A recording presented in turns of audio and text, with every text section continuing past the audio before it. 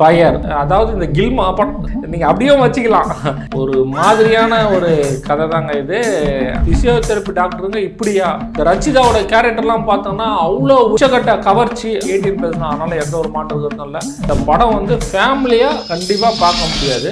பாய்க்கு வந்ததை பேசும் நேயர்களுக்கு வணக்கம். இன்னைக்கு நம்ம என்ன திரைப்பட விமர்சனம் பார்க்க போறோம்னா ஃபயர், அதாவது ஜேஎஸ்கே இயக்கத்தில் அவருடைய தயாரிப்பில் ஃபயர் அப்படின்ற படம் தான் பார்க்க போறோம். இந்த படத்துல வந்து பார்த்தோம்னா பாலாஜி முருகதாஸ், சாந்தினி, ரச்சிதா, சாக்ஷி அகர்வால், சிங்கம்புலி, காயத்ரி ஷான், இது மாதிரி வந்து ஏகப்பட்ட நடிகர் பட்டாளம் வந்து இந்த படத்தில் நடிச்சிருக்காங்க. இது என்ன முழுக்க இந்த படத்தினுடைய கதை அப்படின்னு நான் பார்த்தோம் அப்படின்னா ஒரு மாதிரியான ஒரு கதை தாங்க இது. அவ்வளோ அளவுக்கு வந்து டீட்டெயிலாக சொல்ல முடியாது. நான் சொல்கிறேன், உங்களுக்கு விருப்பம் இருந்தால் அந்த படத்தை போயிட்டு பார்க்கலாம். இந்த ஃபயர் அப்படின்ற முக்கியமான இந்த கதைக்களம் என்ன அப்படின்னா இது உண்மை சம்பவம் அப்படின்னே சொல்லலாம். ஜேஎஸ்கே அவர்கள் வந்து இந்த உண்மை சம்பவத்தை கொஞ்சம் அவருடைய கற்பனையிலையும் சேர்த்து இந்த படத்தை வந்து அவர் இயக்கியிருக்காரு. இந்த விதத்தில் வந்து அவரை பாராட்டலாம். ஆனால் இந்த படம் வந்து ஃபேமிலியாக கண்டிப்பாக பார்க்க முடியாது, பெரியவங்க ஒன்றா பார்க்கலாம். இது ஒரு அவேர்னஸ் படம் அப்படின்னு கூட நம்ம சொல்லலாம் இந்த படத்தை. ஆனால் இந்த படம் பார்த்துட்டாங்க அப்படின்னா யாருமே இந்த பிசியோதெரப்பி டாக்டர்கிட்ட போகவே மாட்டாங்க. ஏன்னா இந்த பிசியோதெரப்பி டாக்டருங்க இப்படியா அப்படின்ற மாதிரி வந்து ஆயிடுச்சு. என்ன விஷயம்னா ஓவர் கிளாமர். ஆனால் இந்த விஷயங்கள்லாம் வந்து இவர் கட் பண்ணியிருக்கலாம். ஜேஎஸ்கே அவர்கள் கட் பண்ணியிருக்கலாம். மீன்ஸ் எப்படின்னா அந்த கிளாமர் அப்படி காமிக்கும் போதே இன்னும் கொஞ்சம் எப்படின்னா ஃப்ரேமையே இல்லாமல் ஆடியன்ஸ் மூடை மட்டும் காமிச்சிட்டு அந்த வீடியோ மோடை வந்து அவர் கட் பண்ணியிருக்கலாம். அதாவது படத்தில் உச்சகட்ட கவர்ச்சி அப்படின்னே சொல்லலாம். அந்த படத்தில் இந்த ரச்சிதாவோட கேரக்டர்லாம் பார்த்தோம்னா அவ்வளோ உச்சகட்ட வந்து கவர்ச்சி அப்படின்னே சொல்லலாம். மீதி 2 பேர் வந்து பெரிய கவர்ச்சிலாம் ஒன்றும் இல்லை. அந்த 3 ஹீரோயின் பெரிய கவர்ச்சிலாம் இல்லை. இந்த ரச்சிதாவை மட்டும்தான் அது மாதிரி பயங்கர கிளாமராக வந்து காமிச்சிருக்காரு இயக்குனர். அதாவது இயக்குனரான தயாரிப்பாளர் ஜேஎஸ்கே அவர்கள். ஆனால் இதுக்கெல்லாம் ஒரு விளக்கம் கேட்டோன்னா அவர் சொல்லிட்டார், ஹீரோயின் எல்லார்கிட்டையும் சொல்லிட்டு தான் இந்த கதையை வந்து நாங்கள் பண்ணோம். ஒரு விஷயங்களையும் நான் வந்து அப்போவே சொல்லிட்டேன், நான் வந்து ஸ்பாட்டுக்கெலாம் வந்துட்டு எதுவும் சொல்லலை அப்படின்னு சொல்லிட்டாரு.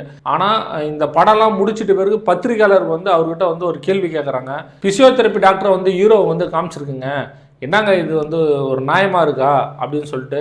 இது மாதிரி பிசியோதெரப்பி டாக்டர்லாம் வந்து உங்கள் மேலே கேஸ் போட்டு இல்லை ஏதாவது இது பண்ணால் என்ன ஆகும் அப்படின்னு சொல்லிட்டு. அப்போ அவர் வந்து சொல்கிறாரு, பிசியோதெரப்பி டாக்டர் வந்து ஒரு வன்மத்தில் ஜேஎஸ்கேவை அது மாதிரி பண்ணாங்க அப்படின்னா அவங்க வந்து உண்மையிலே அது மாதிரி ஆட்கள் தான் அப்படின்னு சொல்லிட்டு நம்ம வந்து நினச்சிக்கலாம் அப்படின்னு சொல்லிட்டு இயக்குனர் வந்து சொல்கிறாரு. ஆனால் இந்த விஷயத்தில் நம்ம ஒன்று வந்து மட்டும் நோட் பண்ணோம். இந்த படத்தில் பிசியோதெரப்பி டாக்டர் அப்படின்றவங்க வந்து பார்த்தோன்னா எல்லாருக்குமே தெரியும், இந்த கை கால் வந்து வலி, முட்டி வலி, இந்த தாடு வலி, எல்லா வலிகளையும் வந்து பிசியோதெரப்பி தான் வந்து பார்க்குறோம். ஆனால் இந்த படம் ஒரு பிசியோதெரப்பி டாக்டர் பார்த்தார் அப்படின்னா இது மாதிரி நம்ம பண்ணலாமா அப்படின்ட்டு தான் வந்து அவருக்கு கற்பனைகள் வந்து வரும்.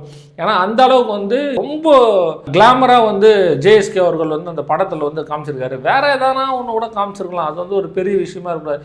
ஏன் ஜிம் ட்ரெயினராக காமிச்சிருக்கூடாதா? இவங்க வந்து ஜிம்முக்கு வந்து ஃபிட்னஸாக வரும்போது அவங்கள வந்து கரெக்ட் பண்ணுற மாதிரிலாம் காமிச்சிருக்கக்கூடாதா? ஏன்னா அதெல்லாம் கூட நிறைய ஜிம்மில் வந்து நடக்குது இது மாதிரி விஷயங்கள்லாம்.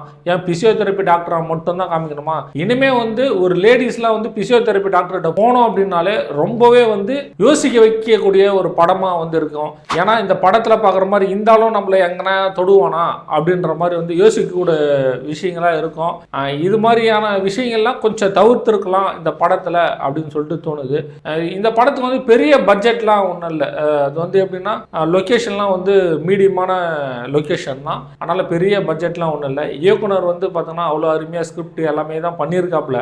இதில் வந்து பார்த்தோங்கன்னா கிளாமர் தான், ஓவர் கிளாமரு. கண்டிப்பாக வந்து இந்த காலேஜ் பசங்களே பார்த்தா அப்படின்னா கூட ஒரு மாதிரி வந்து அவேர்னஸ் படமாக இருந்தால் கூட அதுக்குன்னு ஒரு நியாயம் தேவையா அப்படின்ற மாதிரி தான் இந்த படத்தில் வந்து இருக்குது.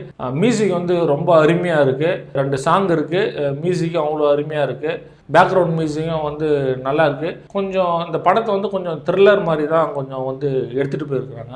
இதுக்கு மேலே வந்து ரொம்ப கிளாமராக நடிக்கணும் அப்படின்னா எல்லாருக்குமே தெரிஞ்சிடும் இந்த ஹீரோயின்கள் தான் வந்து கூப்பிடுவாங்க அப்படின்னு சொல்லிட்டு.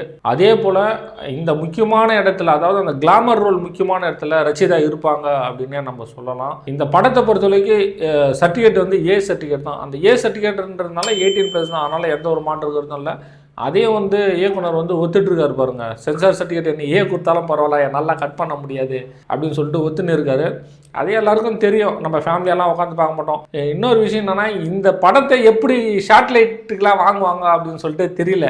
எந்த சேட்டலைட் வாங்குறாங்களோ, ஏன்னா அது வாங்கினா அப்படின்னா கட் பண்ணிடுவாங்க. அவங்க ஒரு சென்சார் வேறு வச்சுருக்காங்க, அதெல்லாம் வந்து கட் பண்ணிவிடுவாங்க. அதுக்கப்புறம் வந்து பார்த்தோன்னா ஓடிடியில் தாராளமாக வாங்குறதுக்கான வாய்ப்பு அதிகமாக இருக்குது. ஏன்னா ஓடிடியில் அதிகமாக வந்து இது மாதிரி படம் தான் வந்து எல்லாரும் பார்க்குறாங்க.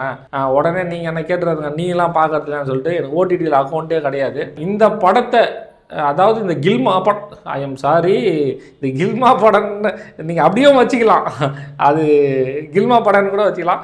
சரி, இந்த ஃபயரான கில்மா படத்தை நீங்கள் பார்த்துட்டு உங்களுடைய கருத்துக்களை வந்து கீழே பதிவு பண்ணுங்கள். நன்றி, வணக்கம்.